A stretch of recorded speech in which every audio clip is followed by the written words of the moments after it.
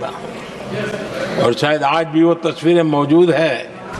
ये जो लोकतंत्र की बातें करते हैं, मानव गरिमा की बातें करते हैं और बड़े बड़े भाषण देने के लिए शौकीन लोग हैं, आपातकाल में जॉर्ज फर्नांडिस समेत देश के महानुभावों को हथकड़ियां पहनाई गई थी, जंजीरों से बांधा गया था।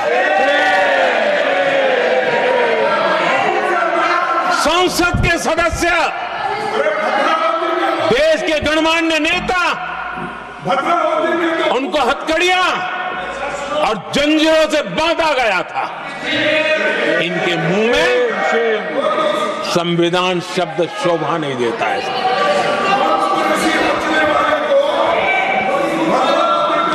आदरणीय सभापति जी, सत्ता सुख के लिए, शाही परिवार के अहंकार के लिए इस देश के लाखों परिवारों को तबाह कर दिया गया, देश को जेल खाना बना दिया गया।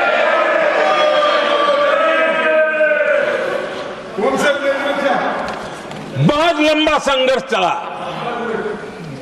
ये अपने आप को बहुत बड़ा तीसमार मारने वालों को जनता जनार्दन की ताकत को स्वीकार करना पड़ा, घुटने टेकने पड़े और देश में जनता जनार्दन के सामर्थ्य से इमरजेंसी हटी। ये भारत के लोगों की रगों में जो लोकतंत्र है ना, उसी का परिणाम था।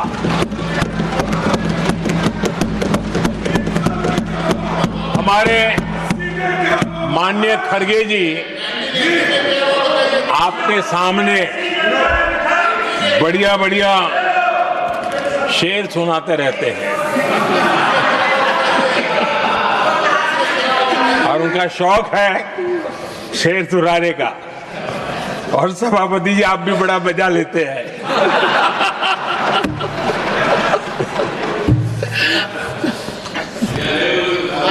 एक शेर मैंने भी कहीं पढ़ा था,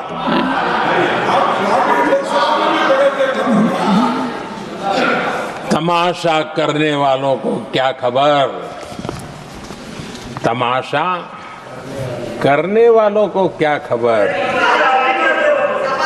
हमने कितने तूफानों को पार कर दिया जलाया है, हमने कितने तूफानों को पार कर दिया जलाया है। आदरणीय सभापति जी,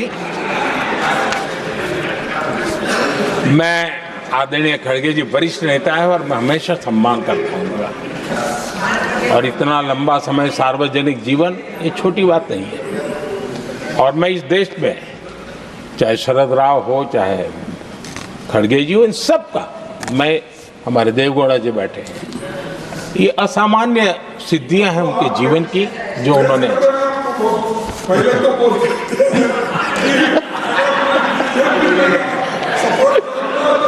ऐसा है खड़गे जी, आपको आपके घर में तो ये बातें सुनने को नहीं मिलेगी, नहीं बताऊंगा।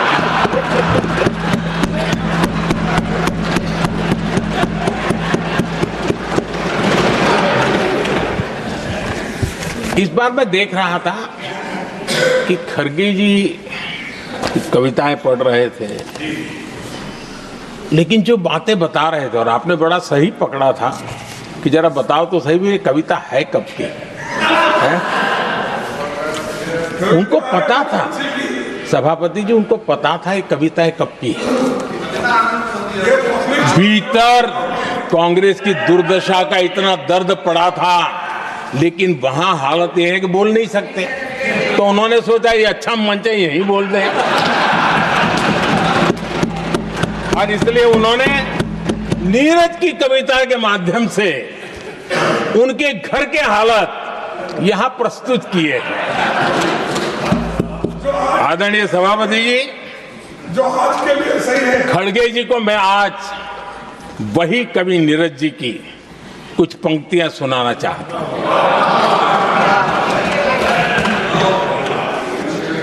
कांग्रेस सरकार का जो दौर था, उस समय नीरज जी ने ये कविताएं लिखी थी और उसमें उन्होंने कहा था, है बहुत अंधियारा, है बहुत अंधियारा, अब सूरज निकलना चाहिए,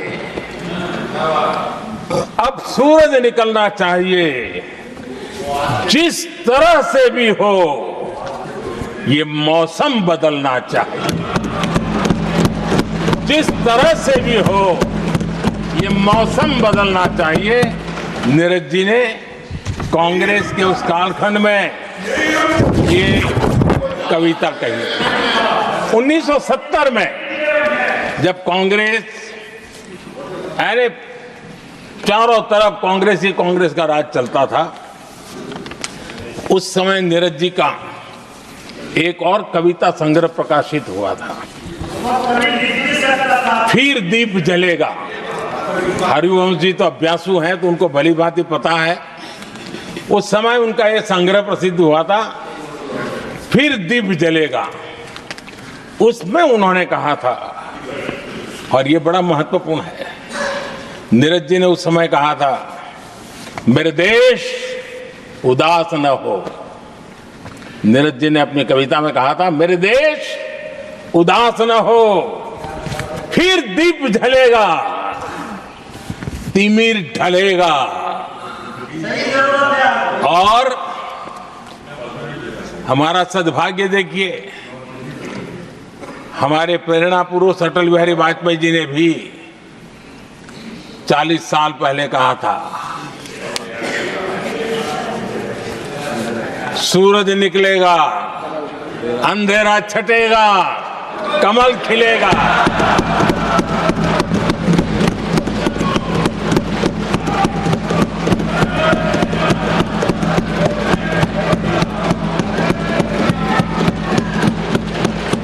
आदरणीय नीरज जी ने कहा था, जब तक कांग्रेस का सूरज चमकता रहा, देश ऐसा ही अंधेरे में रहता रहा। कई दशक तक ऐसे ही हाल बने रहे। आदरणीय सभापति जी, गरीबों को शक्ति देने के लिए, गरीबों के सशक्तिकरण के लिए जितना काम हमारे कार्यकाल में हुआ है, हमारी सरकार के द्वारा हुआ है, इतना पहले कभी नहीं हुआ। गरीबों का सशक्तिकरण और गरीब ही गरीबी को परास्त करे, उस दिशा में हमने योजनाओं को आकार दिया। और मुझे मेरे देश के गरीबों पर भरोसा है, उनके सामर्थ्य में भरोसा है। अगर अवसर मिल जाए ना, तो वो हर चुनौतियों को पार कर सकता है। और गरीब ने करके दिखाया, योजनाओं का लाभ लेते हुए, अवसरों का फायदा उठाते हुए, सशक्तिकरण के माध्यम से 25 करोड़ गरीबी को परास्त करने में सफल। 25 करोड़ लोगों को गरीबी से बाहर निकालना, ये हमारे लिए गर्व का विषय है कि हमने एक बहुत बड़ा काम किया है। जो लोग गरीबी से निकले हैं, कठोर परिश्रम करके निकले हैं, सरकारी पर भरोसा करते हुए, योजनाओं को आधार बना करके, और आज गरीबी से निकलकर वो एक न्यू मिडिल क्लास हमारे देश में अर्जित हुआ है। आदरणीय सभापति जी, मेरी सरकार इस न्यू मिडिल क्लास और मिडिल क्लास के साथ डट करके खड़ी है और बहुत कमिटमेंट के साथ हम खड़े हैं। हमारे न्यू मिडिल क्लास और मिडिल क्लास की आकांक्षाएं आज देश के लिए गति देने वाली शक्ति है। हमारे देश की एक नई ऊर्जा है, देश की प्रगति का सबसे बड़ा आधार है। हम मिडिल क्लास के, नियर मिडिल क्लास के सामर्थ्य को बढ़ाना चाहते हैं। हमने मिडिल क्लास के लिए एक बहुत बड़े हिस्से को टैक्स में इस बजट में जीरो कर दिया है।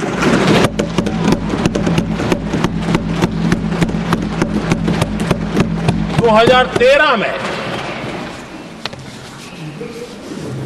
2 लाख तक की आय टैक्स में मुक्ति थी, इनकम टैक्स में 2 लाख तक मुक्ति थी।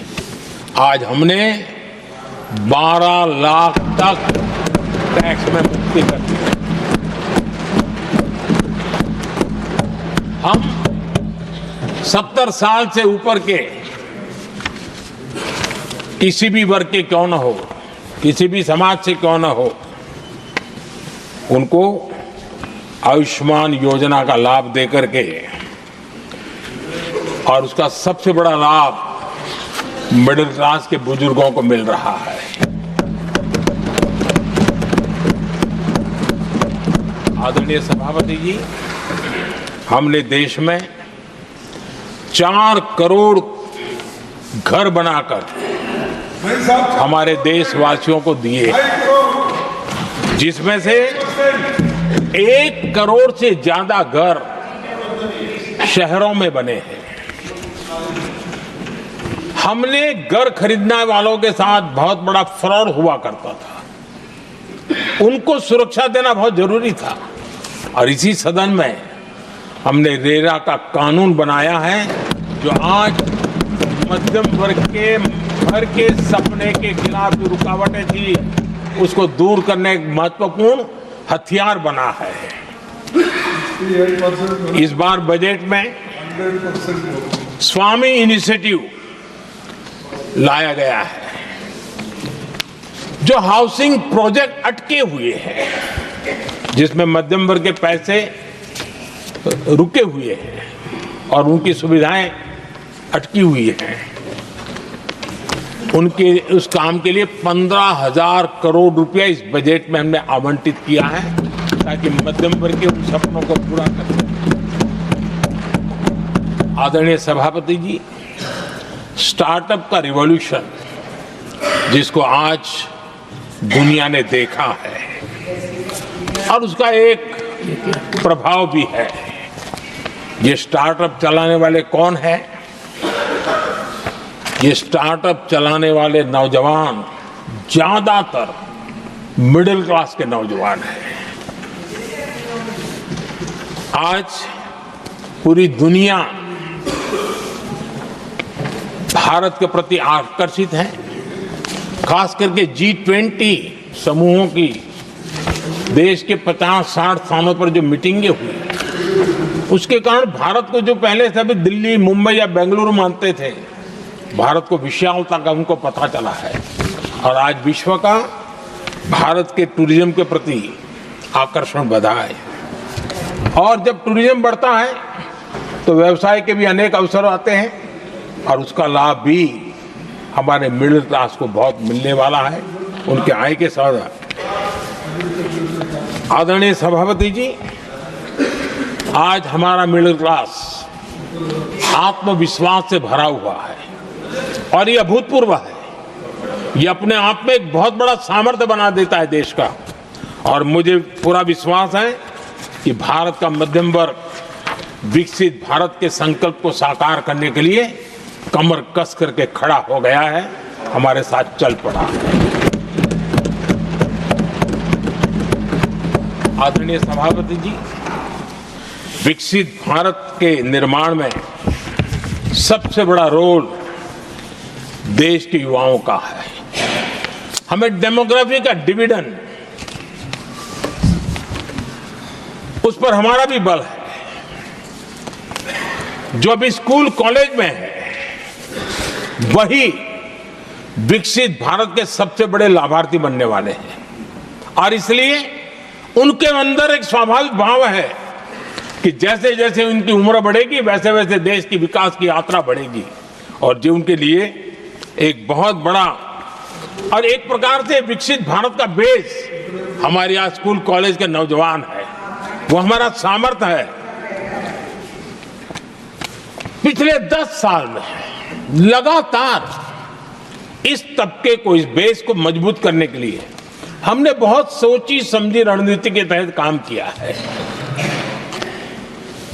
21वीं सदी की शिक्षा कैसी होनी चाहिए।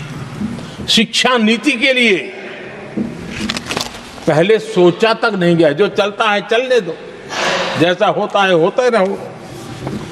करीब 3 दशक के अंतराल के बाद नई राष्ट्रीय शिक्षा नीति लेकर के हम आए।